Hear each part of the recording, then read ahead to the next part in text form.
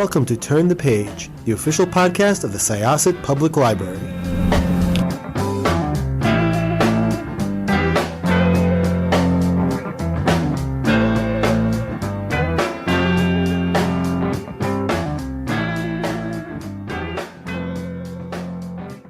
Welcome to Syosset Library's Turn the Page podcast. This is Jessikah, and I like to read weird books, which is something that if you've listened to my podcast or any of my book recommendations, usually my favorite books are, as I was just saying to the author we're about to talk to, completely bonkers, and they are my favorites.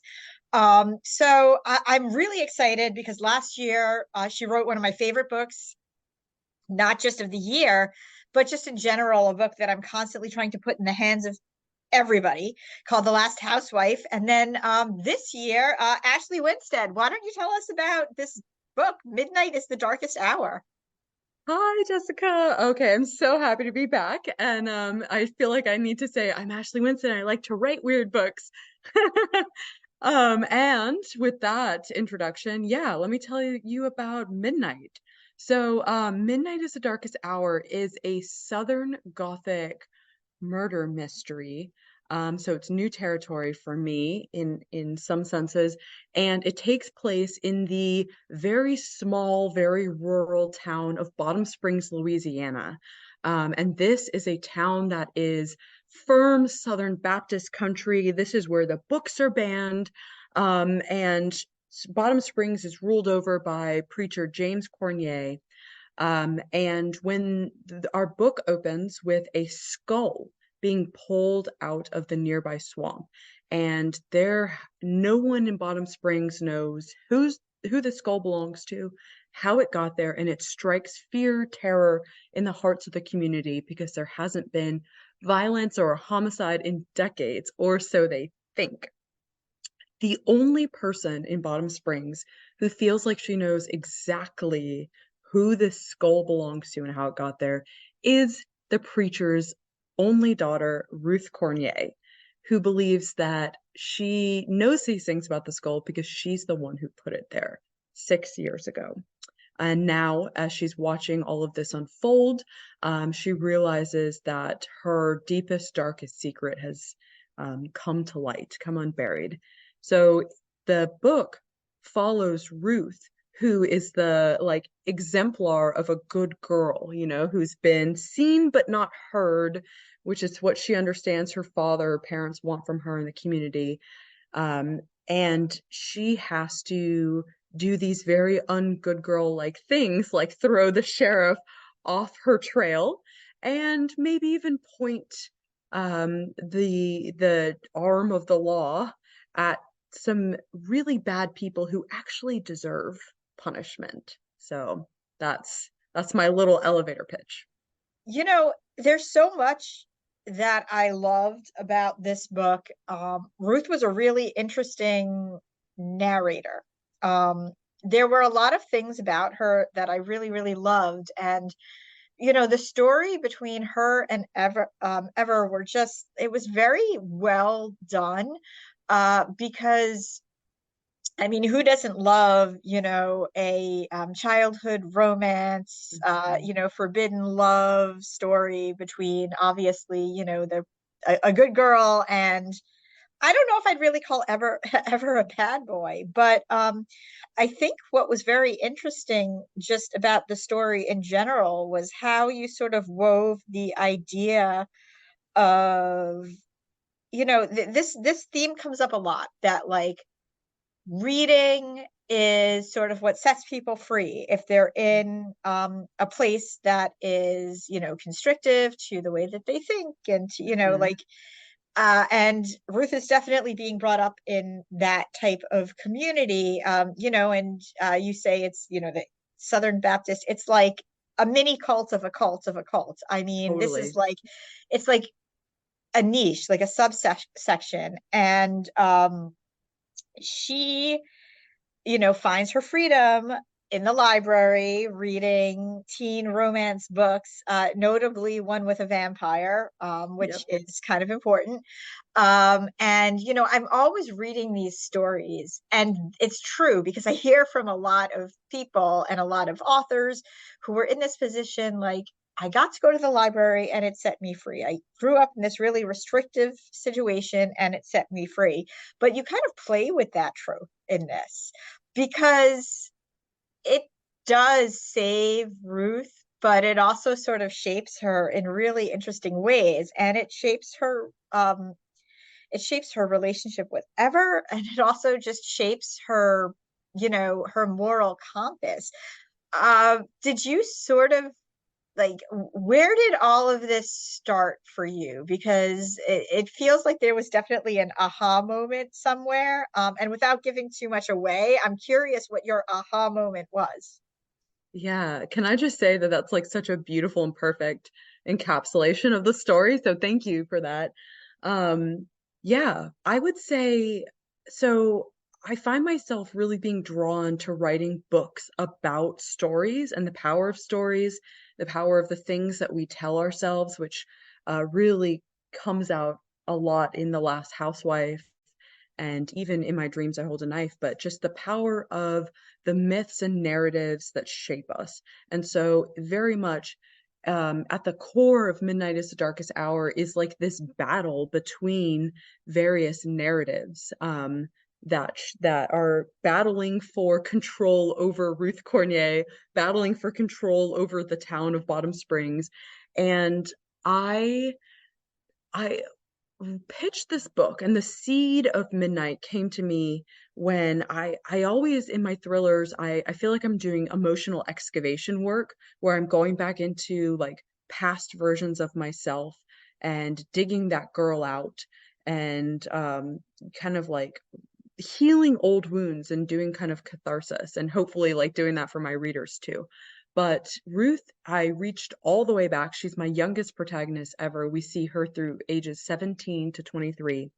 And Ruth, I reached back to my teenage self who was struggling with my identity, struggling to break out of what I felt were very constrictive worlds. And in some ways they were, I was struggling with conservative religion. I was struggling with not feeling like I belonged in my community and just wanting more. But I also think that it's a universal teenage experience and young adult experience to feel like there's got to be more in the world. There's got to be more for me. I don't know who I am. Um, and seeking identity and answers in media and especially, books. And that was what it was for me. So when I pitched this book to my agent, I said, Melissa, I want to write a book about that really heady, disorienting time in what I suspect is everyone's life when they're a teenager, but especially young women, where you don't know, you cease to know up from down, wrong from right. A lot of times you've fallen in love with someone who's objectively not a good person, or maybe, a bad boy, or has a lot of things someone cringeworthy, maybe. I certainly, or maybe that's just me, but I'm out on that limb. And you will burn the world down in defense of that person or in defense of like whatever it is you fixated on. And I want to write a book, a thriller that captures that and has readers, even as they know that my two characters, Ruth and Everett, are making a lot of questionable and objectively bad decisions. They are just rooting for them despite that. So I really wanted to have fun playing with, kind of torturing my readers a little bit and playing with the tension between law and objective right and wrong and subjective morality and what can be actually good that isn't lawful or um, holy, which I think I just like copied a line from my book in quoting that. Whoops. But yeah, so that's kind of how it came to me. It's just like a lot of interest in exploring moral philosophy, but forbidden love and teenage angst. I love it. And I really, there were definitely parts of this book and that made me laugh. But it was like also there were like it took me a little while. I was really into the story and I was really into just sort of the mystery of number one, the bodies Uh-huh. and this world that they lived in, and just sort of how Ruth and Ever were gonna sort of like how they worked things out in the past, and also how this was going to work now. That so much of the good stuff just sort of like I missed it. And there was one point in the book where I was like, oh my God, how did I miss this very obvious thing that is again, for I don't want to give it away, but sort of talks to the points that you were just discussing. It is true, I think, that pretty much every teenager goes through a point where they just have that feeling. And there's been some really funny media where like the parents are totally open and out to everything, and they're just like, yeah, it's fine, cool, you want to, yeah, cool, okay, oh, you're gay, cool, awesome, let's have a coming out party. And the teenagers are like, no, no, no, no, no, like, I know you're supportive, thank you, but also there it just, no matter what, I think there's different levels to that. Obviously Ruth is the extreme level of Yeah. a constricted life. She wants to go away to college. That's like a big thing for teenagers. She doesn't have, like, that choice has been made for her, and that choice is that she doesn't, like, she's not going to do it Yeah. because she's not allowed. And Ever has this freedom, but he's also sort of maligned in the community. Hmm. Um, but Neglected. Hmm. neglected, yes. And Hmm. that's sort of a whole other thing, like Ruth really, really cares for him, but she also, I think, without realizing it, is sort of romanticizing what his life is. Yes, Which, absolutely. yeah, which was another thing that ties into the big thing that I don't want to give away, because it was really fun to sort of get that, be like, oh, right.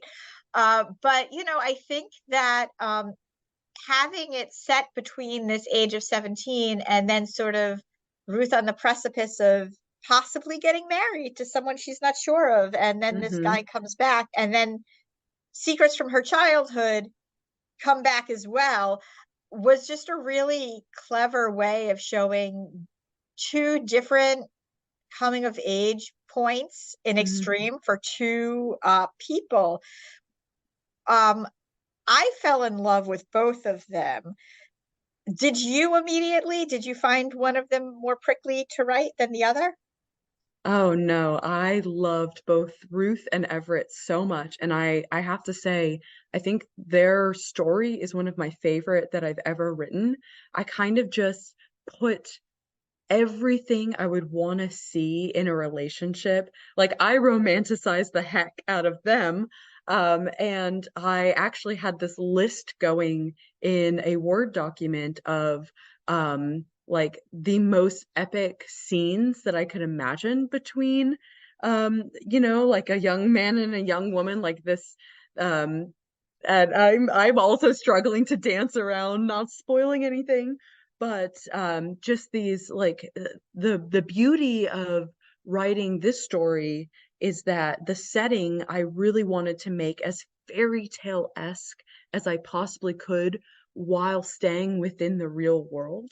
And so this spooky swamp setting of in the deep south in Louisiana, I think kind of naturally gave me so many things to work with. And the fact that the town is not only very religious, but also on the flip side, very superstitious and truly suspects that there are, demonic figures hiding in the swamp, like the low man, and that all sorts of, yeah, things could be happening. Like that gave me so much to work with in being able to really make Ruth and Ever's relationship almost fairy tale-esque in its scope and its intensity. Um, and so I think something that was really fun for me to play with is this question of like, what would it actually look like if all of the like relationships and figures in fiction that we romanticize, like for example, like Edward Cullen and Bella Swan's relationship in Twilight, what would it look like if this actually unfolded in real life? Um, and so I got to kind of like literalize a lot of kind of like supernatural or fairy tale-esque tropes and narratives. So that said, do you like what were some of the cringe books that were around when you were at this age? Yeah. I was a little old for Twilight. Like I will say, it came out when I was an older teenager, probably around 18. And so even though I read the books and gobbled them up like everyone else, I wasn't going to the release parties or doing, like, I wasn't wearing my Team Edward t-shirts to bed, as I know so many people were.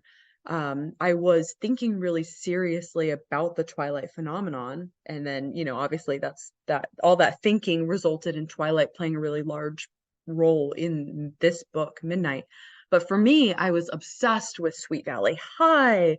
I loved Christopher Pike novels. Just like, and those that like represents the two different sides of my brain, like Fear Street and vampire novels from Christopher Pike, and then you got your kind of like aspirational romance slash family dramas with Sweet Valley, and of course the Babysitter's Club. Basically anything that was shelved in the YA section of a library, I probably read because I basically lived in my library as a young person. I grew up as a Navy brat. We moved every 2 years.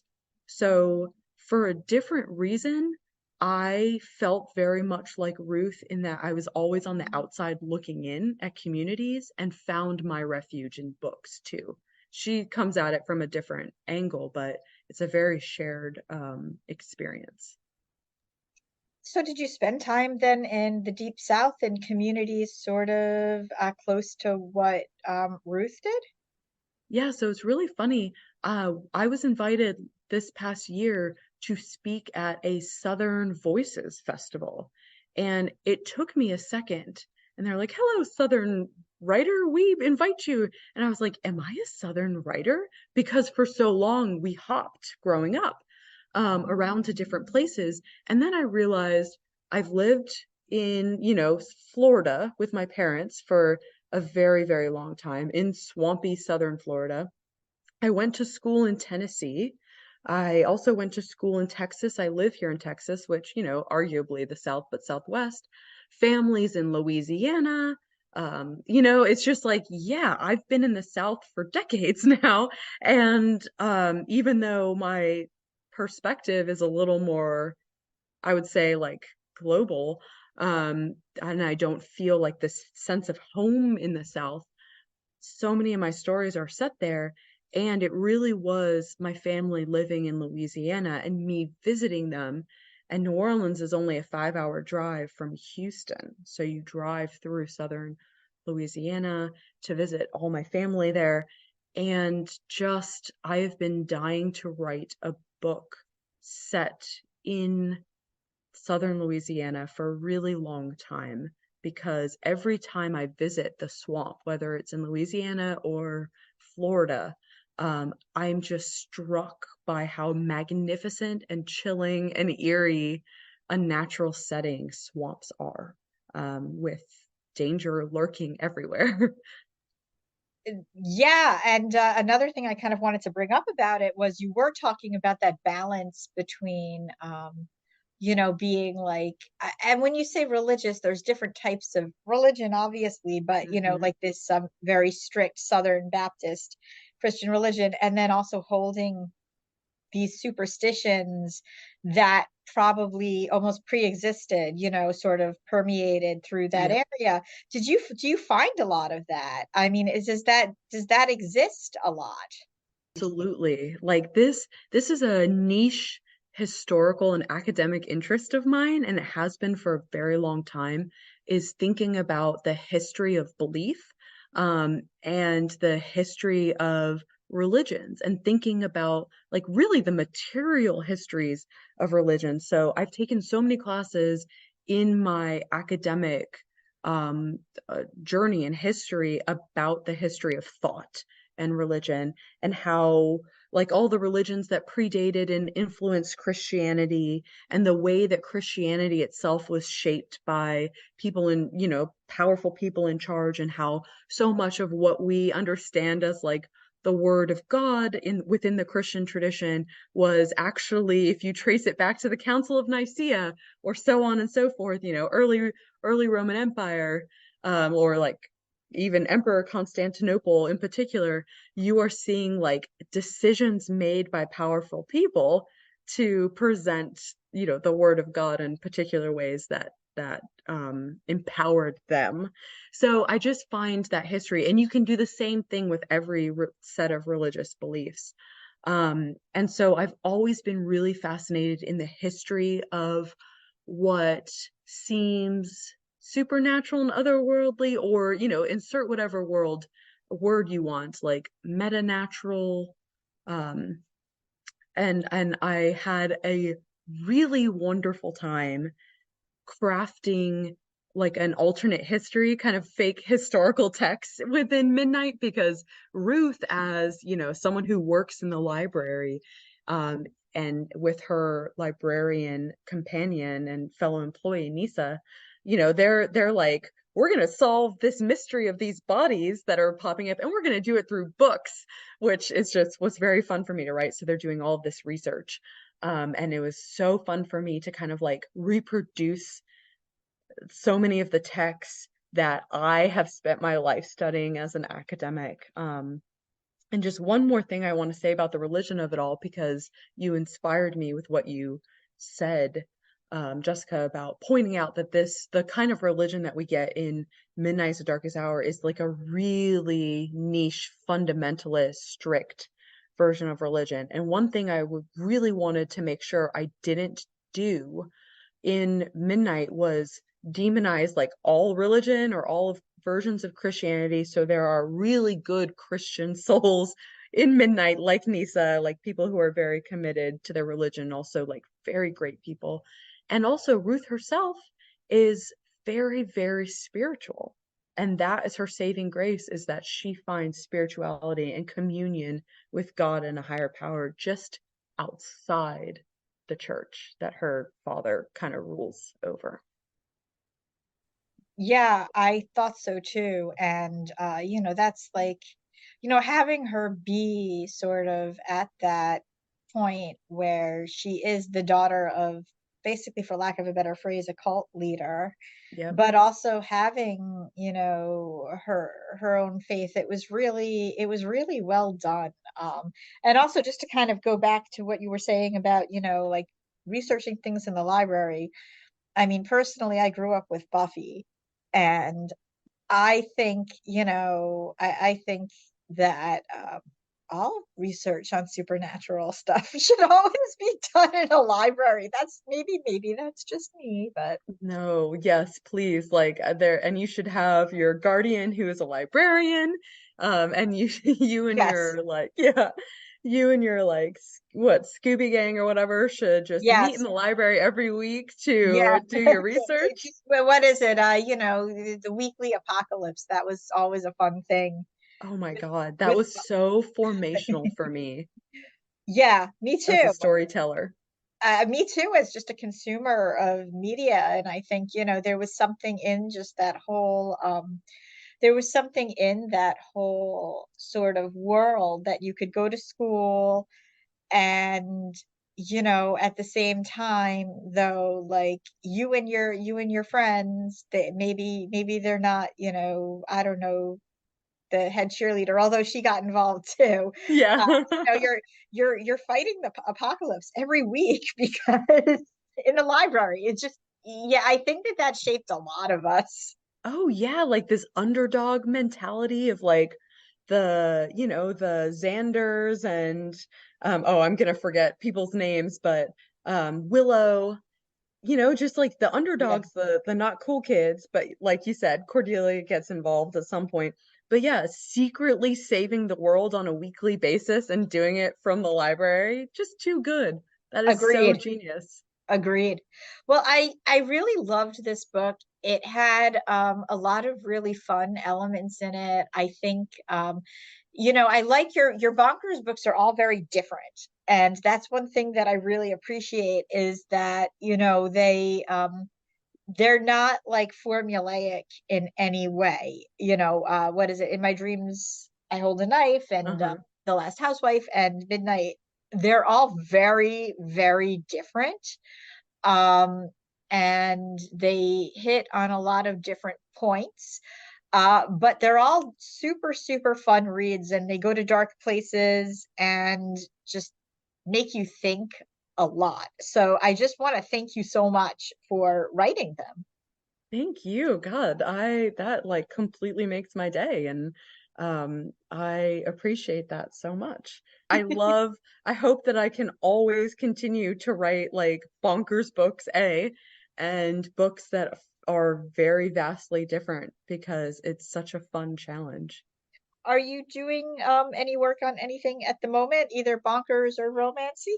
Oh, yes. So I'm actually dipping my toe into a brand new genre. So in 2025, and I've just finished the first draft of this book, I've got a romantic drama slash family drama. Technically, we're categorizing it as upmarket slash book club fiction, because that rolls off the tongue, super elegant. But yeah, so I've written this book, but I really am pitching it as it's a book about grief and making art in the midst of grief.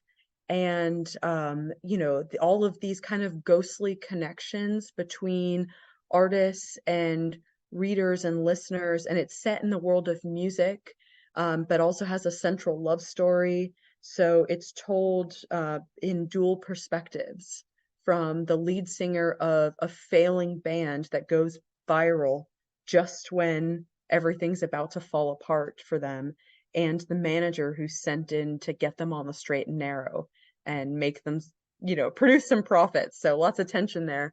And I had so much fun writing that. And then I'm also writing my next thriller, which is going to be completely different than Midnight, and is in the way that The Last Housewife was pretty loosely inspired by Nexium and the Sarah Lawrence sex cult. Um, this next thriller is loosely inspired by the University of Idaho massacres that happened last year, the quadruple massacres, and the subsequent true crime community frenzy, because I'm just absolutely fascinated by what I see from my perspective as the true crime community taking a bold new step into, actually inserting themselves in the story by all running to Moscow in Idaho, um, to Oh do the yeah. research. So, yeah, it I wasn't that a wild story? It really was. And yeah, no, I'm interested in all of that too. And I do think it's very interesting like that we've kind of gotten past true crime books, specifically as true crime books, and really more books about the phenomena that are people who not just enjoy reading about and researching true crime, but like they want to become a part of it. Yes. That is what's so fascinating to me. Like the woman on TikTok, the psychic who's predicting who the killer was of those four University of Idaho students, and then people descending on this person in real life based on this psychic's, and just like that's just one tiny story out of all of the bonkers, to keep using that word, things that happened. So I'm really, I like really, really deep in writing that and enjoying myself. I cannot wait to read it. Is that one going to be out next year? Actually, I have no books out next year, which is, Ah, I know, both books were pushed to 2025 just for scheduling reasons. So I'm just going to write a ton and promote the heck out of other writers next year. So it'll Well, be interesting. I'm looking forward to seeing who you promote, and I'm looking forward to speaking with you again. Everybody, check out Midnight is the Darkest Hour. Check out all of Ashley's books, be they the romance, be they the bonkers. That really should be like the subtitle of this particular episode, right? Bonkers. Yes, Um, 100%. and thanks again. Once again, this was Jessikah with Syosset Libraries Turn the Page podcast. Thanks to Ashley Winstead, and we are going to close this chapter. It's time to close this chapter of Turn the Page. Join us for the next episode.